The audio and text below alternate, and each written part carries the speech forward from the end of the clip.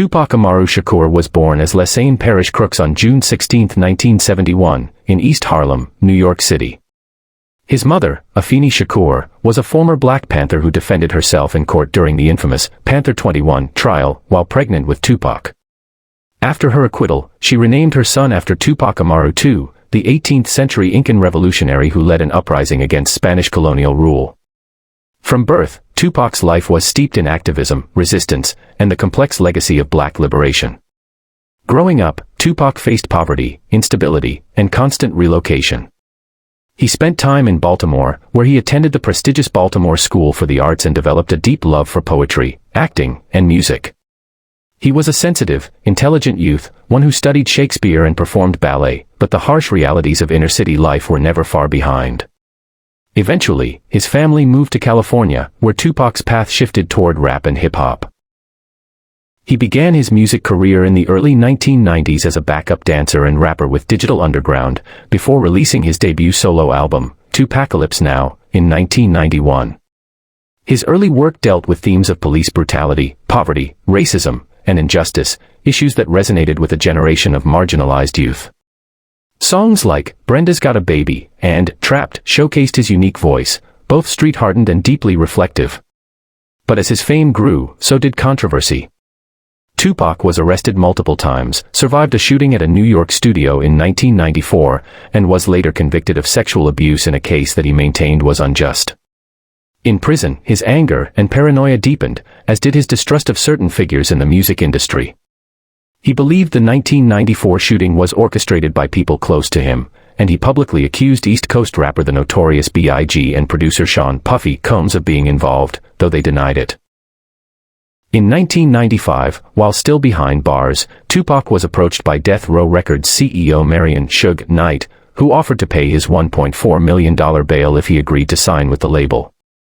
Tupac accepted, and once released, he became the label's star. Death Row was not just a record label, it was deeply entwined with the Bloods gang, particularly the mob Piru set in Compton. Many associates and employees were active gang members, and violence often hovered just beneath the surface of the company's operations. This period marked the height of the East Coast-West Coast hip-hop rivalry. Death Row Records, representing the West, became embroiled in a bitter feud with Bad Boy Records of New York, led by Sean Combs and the Notorious B.I.G. Tupac took the rivalry personally and publicly. His aggressive lyrics and volatile interviews helped escalate the tension beyond music, turning it into a deadly war of pride, territory, and identity. By 1996, Tupac had released All Eyes on Me, the first double rap album to go multi-platinum, and was working on new music and film projects. Despite his success, his life was surrounded by chaos, constant conflict, gang affiliations, and increasing threats. The lines between his artistry and real life had blurred dangerously. In this climate of hostility, violence, and unresolved vendettas, the final chapter of Tupac's life began to unfold, one shaped not only by personal choices, but by a music industry steeped in gang politics and America's unresolved racial wounds. It was nearly 3 decades in the making. The world had moved on, but the wound remained fresh in hip-hop's memory. Tupac Amaru Shakur, a poet, a prophet, a firestorm in human form, was murdered in 1996, and for years, there was no one officially held responsible. Rumors circulated, names were whispered, and theories spun into conspiracies. But in 2023, authorities finally arrested someone with a name everyone in the streets already knew, Duane "Keffe" D. Davis, a Compton gang member who, by his own admission, had been in the car that fired the shots. His arrest reawakened a story long believed destined to remain unsolved.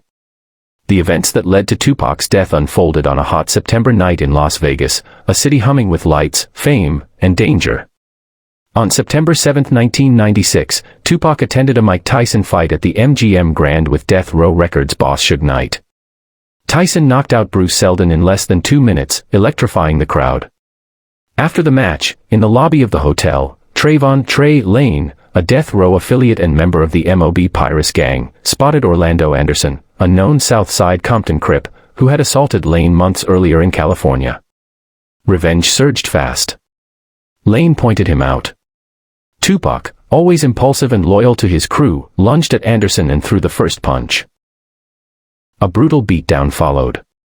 It was all caught on MGM security cameras, Tupac, Knight, and other death row associates kicking Anderson on the floor, stomping out gang beef right there in public. That fight, that moment of impulsive rage, would trigger an irreversible chain of events. After the scuffle, Tupac returned to the Luxor Hotel to change clothes. He told his fiancée, Kidada Jones, what had happened but didn't dwell on it. Around 10:30 p.m., he and Suge Knight left again, this time headed to Club 662, a death row venue where Tupac was supposed to perform. They rode in Knight's sleek black BMW 750IL, followed by a caravan of friends and security. At about 11 p.m., Las Vegas police pulled them over for loud music and not having license plates. Suge explained the plate was in the trunk. The officers let them go with a warning, and the convoy moved forward. As they waited at a red light on Flamingo Road and Koval Lane, Tupac flirted with a car of women. He leaned out the window, laughing, joking, flashing his million-watt smile. Then the light changed. Another car pulled up, an unmarked white Cadillac. The rear window slid down.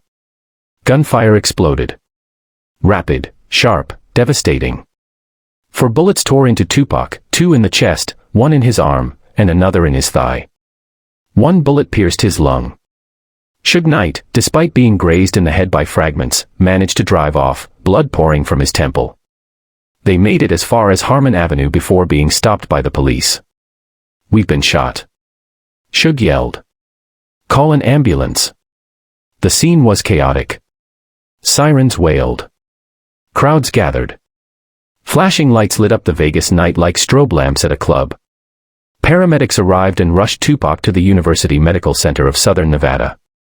For 6 days, Tupac lay in a hospital bed, drifting between life and death. He was placed on life support. One of his lungs was removed. His friends kept vigil, some refusing to cooperate with police due to street code. Kidada played music for him. When Don McLean's Vincent came on, Tupac stirred. He let out a groan, tried to cry, but his eyes and mouth were filled with mucus and blood. He couldn't speak. On September 13, 1996, at 4:03 p.m., Tupac Shakur died from internal bleeding and respiratory failure. He was just 25 years old. Rumors quickly spread about Tupac's final words. One Las Vegas officer claimed that when asked who shot him, Tupac muttered, "Fuck you." The tale made headlines and seemed fitting for a man as defiant as he was iconic. But those close to him, including Knight and the hospital staff, refuted the claim. It was likely myth, another layer to the legend. In the immediate aftermath, Orlando Anderson was detained but never charged. He denied involvement, despite having a clear motive. Police released him due to lack of evidence, even though several members of death row fingered him as the shooter. Anderson himself was killed in a separate gang-related shooting in 1998, 2 years after Tupac's murder. Many thought the truth had died with him. But in the background, one man began talking. Slowly. Carefully. Duane Keffe D. Davis, Anderson's uncle and a high-ranking member of the Southside Compton Crips, began cooperating with law enforcement. Diagnosed with cancer and nearing death, Keffe D. wanted to clear his conscience. He admitted in interviews and even in a memoir that he was inside the white Cadillac on the night of the murder. He claimed Anderson was in the back seat, as was another gang member named Deandre Big Dre Smith. The driver was Terrence T. Brown. Keffe D. himself sat in the front passenger seat. He admitted they were looking for Tupac that night in retaliation for the MGM Grand beatdown. They found him, he said. Keffe D. also confessed that the gun was in the back seat and that it was fired from there, but he never confirmed exactly who pulled the trigger. That distinction didn't matter much under Nevada law.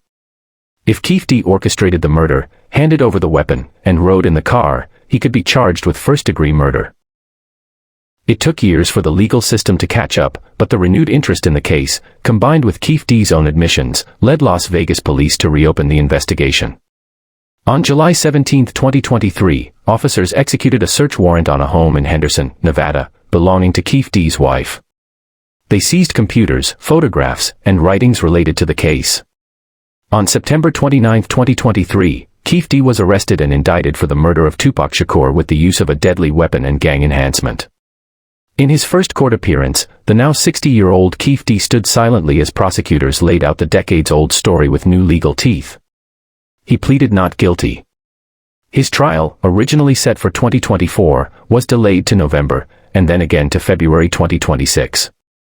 Prosecutors claimed that Keffe was the ringleader. He planned the attack. He obtained the gun. He coordinated the retaliation. And even if he didn't pull the trigger, he made the murder happen. In a key development, a witness testified that it was not Anderson, but Big Dre Smith, now deceased, who had fired the gun. At over 6 feet tall and more than 400 pounds, Smith allegedly leaned over Anderson to shoot out the window. Still, Keffe provided the gun, and more importantly, the mission. The case was a long shot, yet monumental. No one had ever been held criminally accountable for Tupac's death. The trial of Keffe, decades after the murder, represented a kind of justice few believed would ever come. The cultural legacy of Tupac Shakur is staggering. After his death, his music soared to the top of charts. Albums like The Don Killuminati, The 7-Day Theory, Until the End of Time, and Better Days were released posthumously, each filled with lyrics that now seemed prophetic. He had always rapped about death, fate, betrayal, and the streets consuming their own. Now those songs felt like a farewell letter he somehow knew he would have to write. His influence stretched beyond music.